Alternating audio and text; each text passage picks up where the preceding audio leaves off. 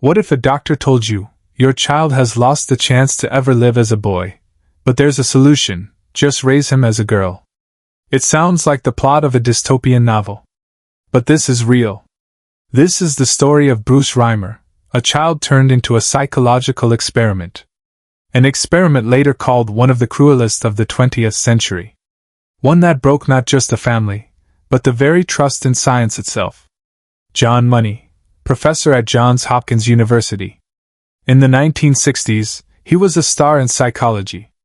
Students, journalists, doctors, they all listened to him. He claimed biology doesn't matter as much as upbringing. A boy or a girl, it's all learned. The idea fit perfectly with the spirit of the times: sexual revolution, feminism, new views on family. But Money lacked the one thing he needed most: proof. And then fate handed him the perfect case. 1965, Canada. 8-month-old Bruce Reimer was scheduled for circumcision, to treat phimosis, a condition in infants that usually disappears on its own. His twin brother wasn't operated on, and indeed, the condition went away naturally. But surgeons insisted on the procedure for Bruce. The operation turned into catastrophe. An electric scalpel destroyed the baby's penis. His parents were desperate. And just then, on television, they saw John Money, confidently saying gender is only a social role. They wrote him a letter. Money offered a solution: remove the testes, prescribe hormones, and raise Bruce as a girl. Bruce became Brenda. His parents trusted the professor. For the scientific community, it looked like a triumph. Journals published, experiment successful, the girl is thriving. Money compared Brenda with her twin brother Brian and declared, their behavior is different, proof that upbringing wins over biology. But at home it was nothing like that. Brenda refused dresses, hated dolls, picked fights, and played with toy cars. Teachers didn't see a girl, they saw a child with a boy's spirit. And the parents lived with the unbearable truth: the successful experiment was a lie. The Reimer family lived in constant torment. The mother fell into depression and attempted suicide. The father turned to alcohol. Meanwhile, Money continued his therapy. He forced the twins into disturbing role-play sessions, making them act out sexual scenarios, photographed, documented, studied. Later this would be called psychological abuse.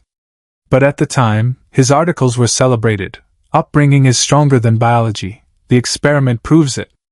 And the parents stayed silent. Too ashamed, too afraid to admit, they had made a terrible mistake. By adolescence, Brenda could no longer live the lie. When Money suggested another surgery, she refused. Her parents finally told her the truth.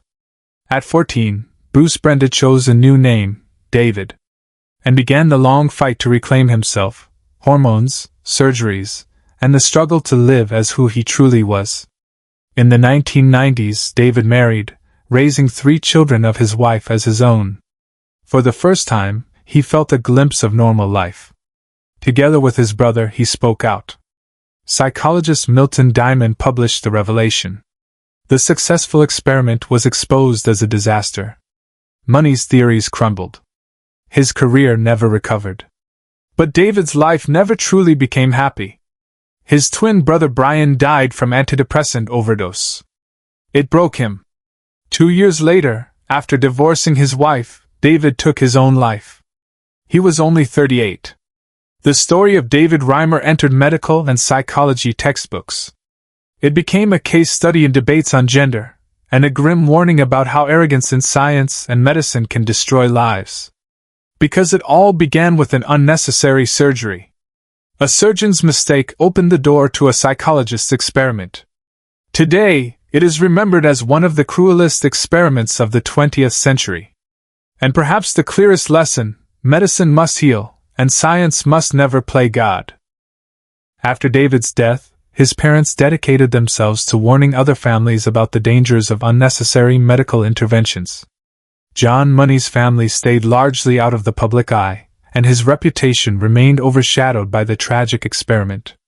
In our next video, we'll explore another shocking psychological study, a 1939 experiment in Iowa, where children were deliberately made to stutter, with lifelong consequences. A dark reminder of what can happen when science forgets ethics.